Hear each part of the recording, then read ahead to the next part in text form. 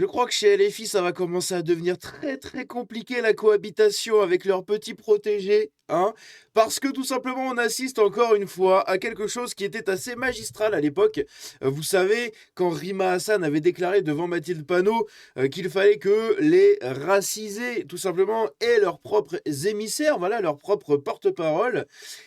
Eh bien, on a exactement la même chose pour une candidate à Strasbourg qui nous dit que nous, personnes racisées, il faut qu'on prenne notre émancipation de cette gauche. Ah, ça va commencer à devenir très problématique dans les rangs de LFI, hein.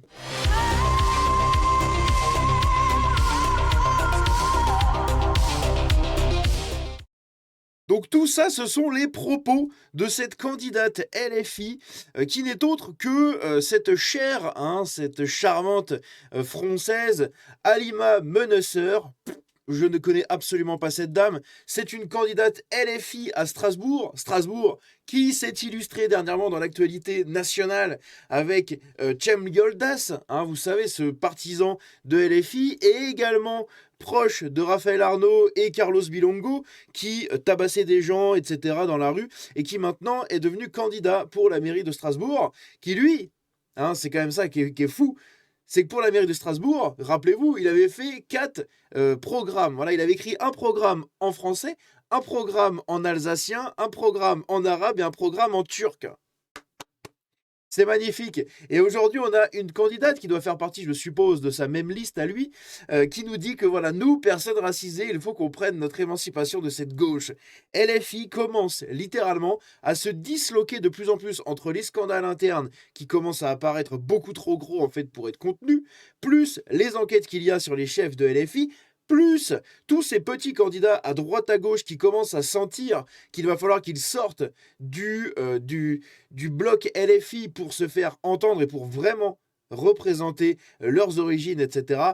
Bref, ça va être très intéressant ces élections présidentielles. Je pense qu'on va bien rigoler du côté de la gauche. Ça va être très problématique pour eux. Bref, on va écouter ce qu'a dit cette charmante candidate Halima Menesseur, du coup, dans un meeting pour la mairie de Strasbourg, hein, en 2026. Écoutons ça. J'ai été éduquée par une mère qui m'a toujours répété depuis mon enfance الحق تقولي حتى يقصولك عنه راسك. Voilà, j'espère que vous avez tous compris ce qu'elle veut dire. Je ne sais absolument pas parler arabe, hein, mais vous avez compris. Voilà, vous avez compris. Moi, je vais vous traduire tout simplement ce qu'elle a dit, parce que c'est marqué ici. Parce que vous allez voir que même pour l'expliquer, elle bégaye.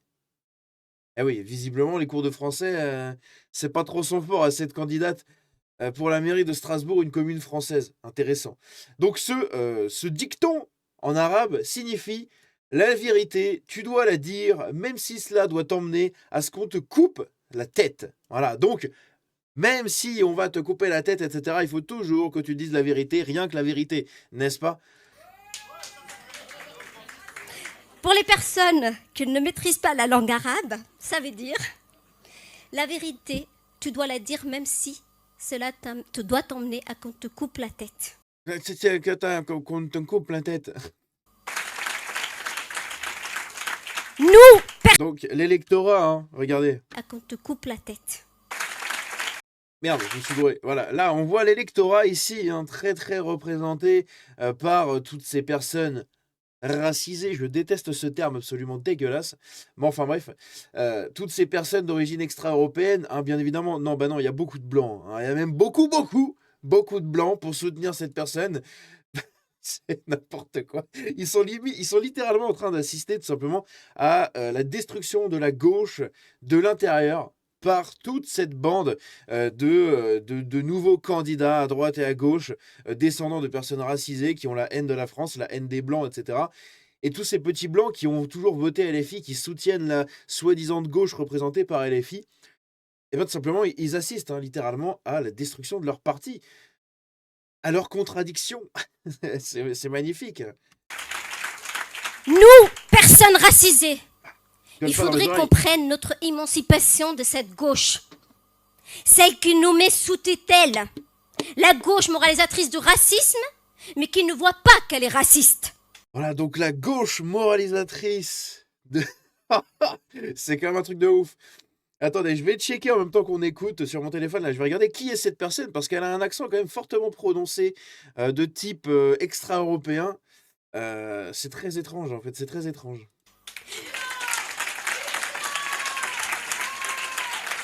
Je nomme le PS.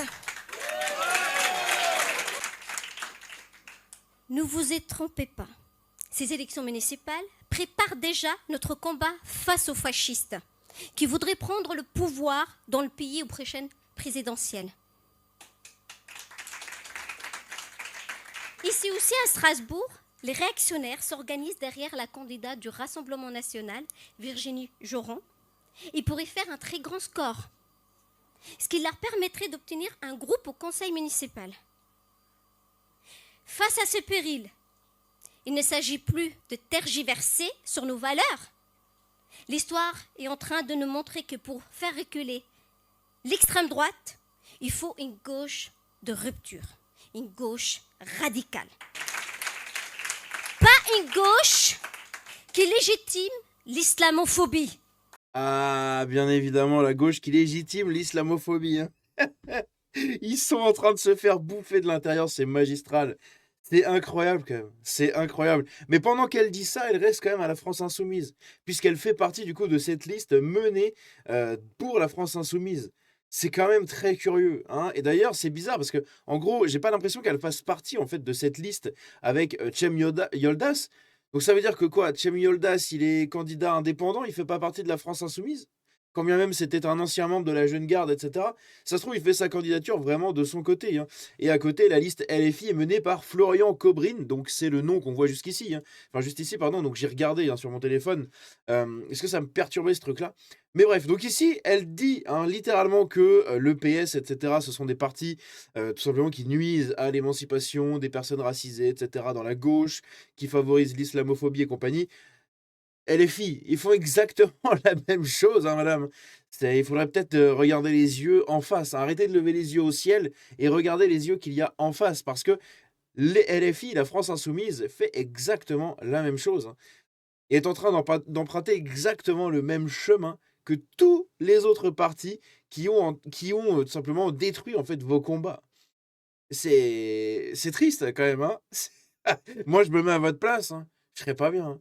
Ni LFI, ni le PS, ni le PCF, ni rien du tout en fait. Il faut que vous créiez en fait votre propre parti. Voilà, ça va finir comme ça. Ils vont créer le parti des racisés de France. Incroyable. On avait les indigènes de France ou je sais plus quoi là. Bah ils vont créer pareil la même chose, mais voilà pour les. Bref. En employant le vocabulaire des Le vocabulaire, hein, d'icor. nationalistes. Ici à Strasbourg, nous avons ce PS-là, présenté par la liste de Catherine Trottmann. Regardez cette haine quand elle parle, c'est dingue. Et de sa clique. Ça criminalise les actions de dénonciation du génocide à Gaza et alimente l'islamophobie. Non, Pernel Richardot, ce n'est pas du clientélisme que de mettre une femme avec un foulard sur une affiche pour valoriser son engagement associatif. Attendez, mais elle a quand même un sacré accent vachement prononcé. Hein. C'est quand même... On dirait qu'elle a émigré en France il n'y a pas très longtemps. Hein. Genre il y a quelques années, tout au plus. Alors que ce que j'ai regardé sur Internet, c'est qu'apparemment, elle a fait toute sa scolarité en France. Qu'est-ce qui se passe à la maison, l'assimilation on parlait pas français à la maison? Hein? C'est ça, tu parlais français qu'à l'école? Je sais pas, c'est bizarre. Hein. Pour une candidate qui se veut candidate dans une mairie de France, etc., là, on est quand même au top niveau de la taquia ou je sais pas quoi. Hein. C'est quand même dingue. Hein. Il y a des Strasbourgeois qui vont voter pour elle.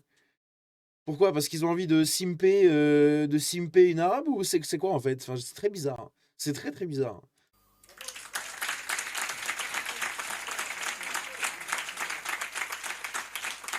Ces gens-là voudraient en réalité que nous baissions la tête comme nos parents. Mais cette femme est française, comme je le suis aussi. S'il te plaît. Pas à nous, Alima. Hein? Moi, j'ai tendance à dire l'assimilation commence par le prénom.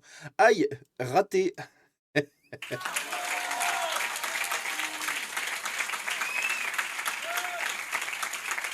nous exclure de la représentativité du peuple ne marche plus.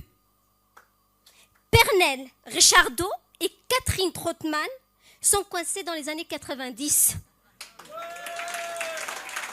Et c'est eux qui veulent nous le y renvoyer avec le black blanc beurre, hein, donc bon, c'est pareil.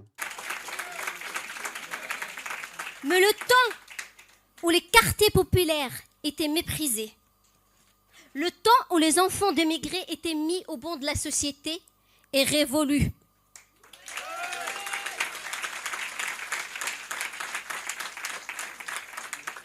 Cette gauche appréciée par les bourgeois nous a démontré à plusieurs fois ses trahisons. Donc, je vous le dis, plus jamais le PS. Ah là là là là là là, cette petite gauche qui commence à prendre son indépendance, c'est très très intéressant. L'islamo-gauchisme qui pousse son concept, enfin qui commence à pousser son concept jusqu'au bout au sein de notre cher petit hexagone français, n'est-ce pas? Puisque on assiste à ce qui s'est passé dans plein d'autres pays, les exemples sont assez nombreux, hein, où maintenant vous allez avoir vraiment les partis de gauche qui défendent le reste des ouvriers qui votent toujours à gauche, hein, parce que la plupart maintenant votent à droite, hein, ils ont bien compris où était leur combat.